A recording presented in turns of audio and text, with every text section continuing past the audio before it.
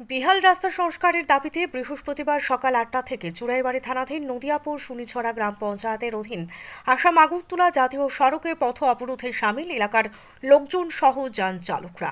তাদের অভিযোগ, সেখান থেকে মাটি সহ জল রাস্তায় এসে দীর্ঘ 8-9 দিন ধরে জাতীয় সড়কের বেহাল অবস্থা।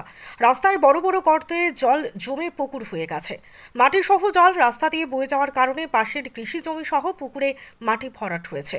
ওই রাস্তা দিয়ে ছোট ছোট যানবাহন চলাচল করতে গিয়ে দুর্ঘটনার কবলে পড়ছে। বিগত প্রায় 9 দিনে এই রাস্তার উপর বেশ কয়েকটি যান দুর্ঘটনা ঘটে। এতে শিশু সহ যাত্রী আহত হন। তাই তারা বাধ্য হয়ে পথ অবরোধ আন্দোলনে সামিল হয়েছে। এই ঘটনার খবরে ঘটনাস্থলে ছুটে যায় চুড়াইবাড়ি থানার পুলিশ সহ একজন ডিসিএম। কথা বলেন আন্দোলনকারীদের সঙ্গে। পরবর্তীতে গ্রামের নেতৃত্ব সহ অন্যান্যদের মধ্যস্থতায় বেলা আনুমানিক 1টা নাগাদ আন্দোলন প্রত্যাহার করা হয়।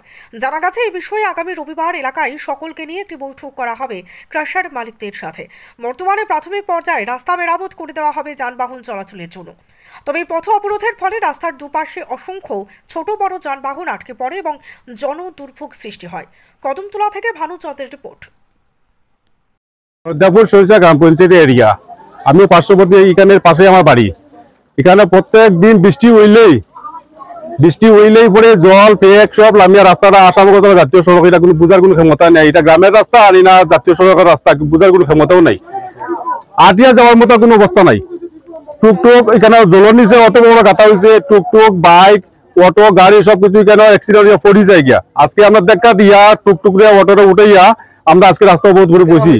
বৃষ্টি দিলে যাতে আর জল না হয়, মাটি না হয়, এই ব্যবস্থা যাতে পার্মানেন্টলি করার লাগিয়া। এদিকে নালা বন্ধ হইয়া গিয়াসারিয়া পুকুর জমিন ক্ষেতর জায়গা সবকিছু নষ্ট, ক্ষেত করা যান না। এটা পার্মানেন্টলি যাতে না হয় এই ব্যবস্থা নেওয়ার লাগিয়া। আর যদি না হয় আমরা রাস্তা অবরোধ করছি থাকবো। পার্মানেন্টলি যাতে কোয়ারি ব্যবসা যারা করোকা যাতে রাস্তা ক্লিয়ার থাকে এই ব্যবস্থা করার লাগিয়া। ডক্টর তারা আজকে এটা পরিষ্কার করো, কথা দিয়ে যাও, এটাই আমরা দাবি। তার কোনোদিন যাতে পেয়া খাইতো না আর এইভাবে রাস্তাটা ব্লক হইতো না। ডক্টর তারা আইছে কিন্তু তারা সাময়িক কথা দিয়ে যাতে পরিষ্কার করে দিব। এরপরে আমরা কোনোদিন এইভাবে হইতো না। আজকে করে দিব, কালকে বৃষ্টি দিলে আবার মাটি আইব, আবার কালকে আবার তারা করবো না, আমরা আবার রাস্তা অবরোধ করবো নি। আমরা তো একটা সময়ের দাম আছে, হাজিরা আছে, আমরা সবকিছু কাজ কর্ম গাড়ি ঘোড়া বন্ধ করে অবরোধ করছি। রাস্তাটা